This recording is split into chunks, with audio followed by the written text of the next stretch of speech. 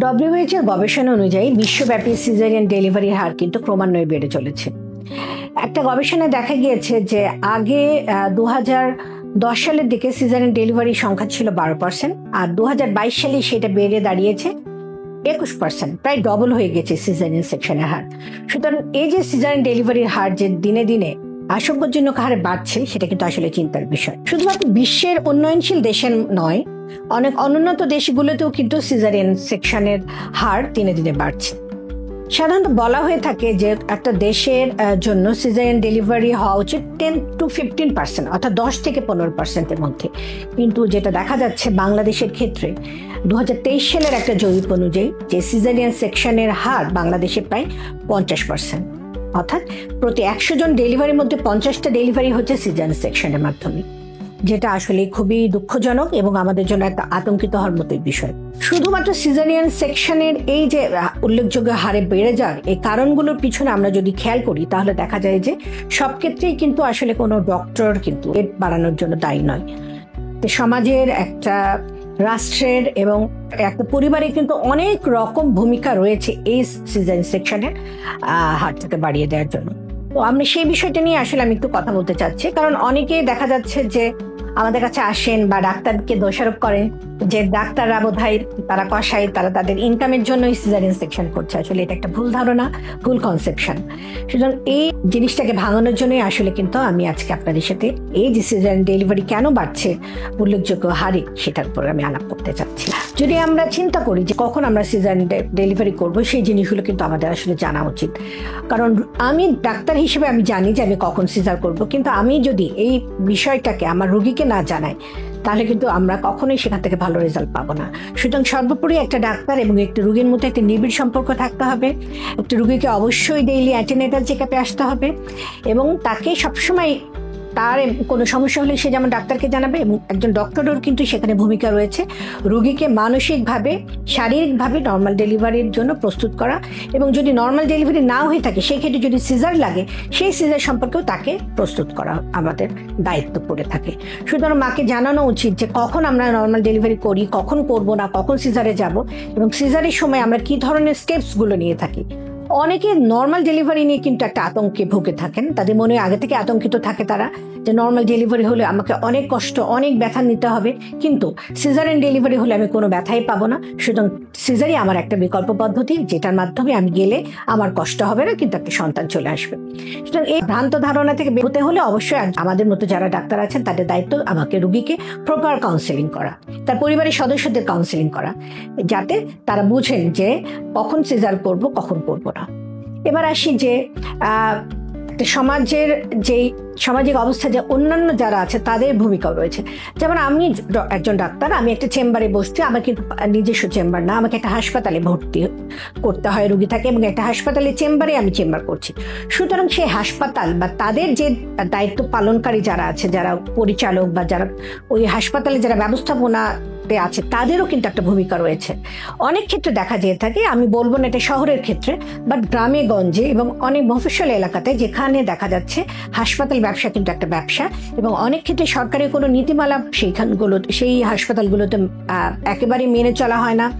দেখা যাচ্ছে অনেক ক্ষেত্রে শুক্রবারে অনেক সময় বিভিন্ন প্রান্ত থেকে ডাক্তাররা গিয়ে তাদের প্রাইভেট প্র্যাকটিস করছেন, এবং সেই হাসপাতালে গিয়ে তারা দেখা যাচ্ছে ওই প্র্যাকটিসের ফাঁকে ফাঁকে তারা তাদের রেডি করা থাকে সিজারের রোগী, যেটা গ্রামের বিভিন্ন জায়গা থেকে অনেক সময় কিছু দালাল ব্যবসার মাধ্যমে সেটা হয়ে থাকে। আসলে এটা আসলে জানা উচিত যে আমরা কিভাবে জিম্মি হয়ে যাই সে সমস্ত যারা ভণ্ড ব্যবসায়ী বা দালাল তাদের হাতে। এবং তখন দেখা যাচ্ছে ডাক্তার সাহেব, যিনি একজন জুনিয়র ডক্টর, উনি কেবল সিজার শিখেছেন, তো উনি ভাবলেন যে আমি তাহলে সেই হাসপাতালে কর্তৃপক্ষের চাপে পড়ে উনি তখন সেই সিজারটা করছেন। সুতরাং এখানে ব্যবসায়িক দৃষ্টিভঙ্গিও একটা ব্যাপার, যেক্ষেত্রে আমাদের সবার যে নীতি নির্ধারক এবং আমাদের যে স্বাস্থ্য ব্যবস্থার যারা নীতি নির্ধারক আছেন তাদেরকে কিন্তু এই বিষয়টা লক্ষ্য রাখতে হবে।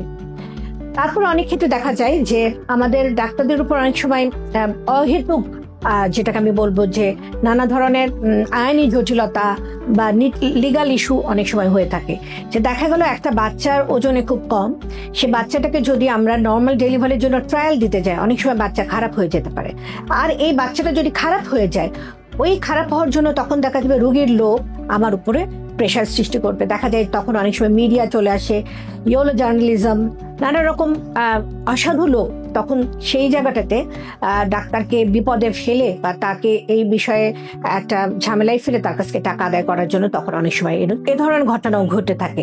তো অনেক সময় এইরকম সামাজিক বলি যদি চাপ বা এরকম লিগাল ইস্যুর ক্ষেত্রে অনেক সময় ডাক্তাররা অনেক সময় নর্মাল ডেলিভারি ট্রায়ালে যেতে চান না। যখন ওনারা দেখছেন যে বাচ্চা সময় থেকে ছোট বা বাচ্চা ওজনে কম বা পানি আগে ভেঙে গিয়েছে, তখন অনেক ক্ষেত্রে দেখা যাচ্ছে এই জটিলতাগুলো এড়ানোর জন্য ওনারা নর্মাল ডেলিভারি না করে সিজারিয়ান সময় না দিয়ে আসলে সিজারিয়ান ডেলিভারি করছেন। অনেক সময় দেখা যাচ্ছে যে অফিস টাইমে যদি আমরা ডেলিভারি করে ফেলি, সিজারিয়ান সেকশন করে ফেলা হয়ে থাকে, তাহলে কিন্তু রাতের ঘুমটা শান্তিতে দেওয়া যেয়ে থাকে। এ ধরনের চিন্তা ভাবনা অনেকের ক্ষেত্রে হয়ে থাকে যে সেক্ষেত্রে যে রাত্রেবেলা না করে দেখা যাচ্ছে হয়তো 4-5 ঘন্টা ট্রায়াল দিলেন, আগালো না, তখন ওনারা দেখা যাচ্ছে যে সেই ক্ষেত্রে সিজারিয়ান সেকশন করে ফেলছেন। সেটাও অনেক ক্ষেত্রে হয়ে থাকে। তো সুতরাং এ ধরনের কারণগুলো কিন্তু আমাদের আসলে এড়িয়ে চলা উচিত। আমাদের আসলে জনসংখ্যার তুলনায় আমাদের আসলে ডাক্তারের সংখ্যা খুবই অপ্রতুল। এবং যদি আমি বলি থাকি আমাদের দেশে যে ট্রেন বার্থ অ্যাটেন্ডেন্স যেগুলো আছে, যারা দক্ষ জনবল, যারা ধাত্রী, যারা বাচ্চা ডেলিভারির জন্য করে, সেটারও কিন্তু আসলে ট্রেনিং এবং সংখ্যা অপ্রতুল। ফলে এই বিশাল জনগোষ্ঠীর আসলে চাপ সামলানো অনেক সময় অনেক ক্ষেত্রে একজন ডক্টরের পক্ষে সম্ভব হয়ে থাকে না।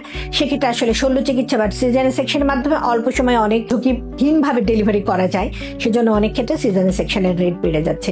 এছাড়া অনেক ক্ষেত্রে আমাদের যেরকম ট্রিটমেন্ট ফ্যাসিলিটি যেমন বেড়েছে, সেরকম কিছু ইনভেস্টিগেশন আছে যেটা অনেক সময় মিস ইন্টারপ্রিটেশন হয়ে থাকে।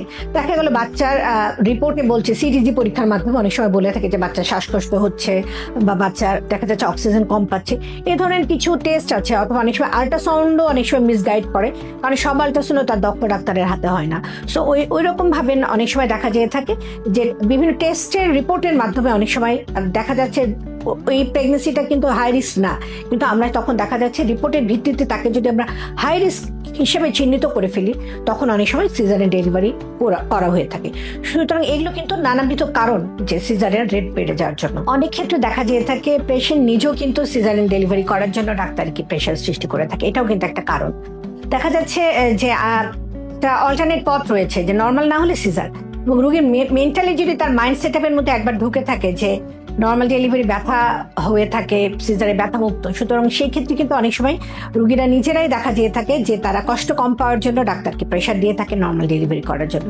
সুতরাং এই যে নানাবিধ কারণে আমরা কিন্তু দেখছি যে দিনকে দিন সিজারিয়ান ডেলিভারির হার কিন্তু বেড়ে যাচ্ছে, কিন্তু এটা কখনোই কাম্য নয়।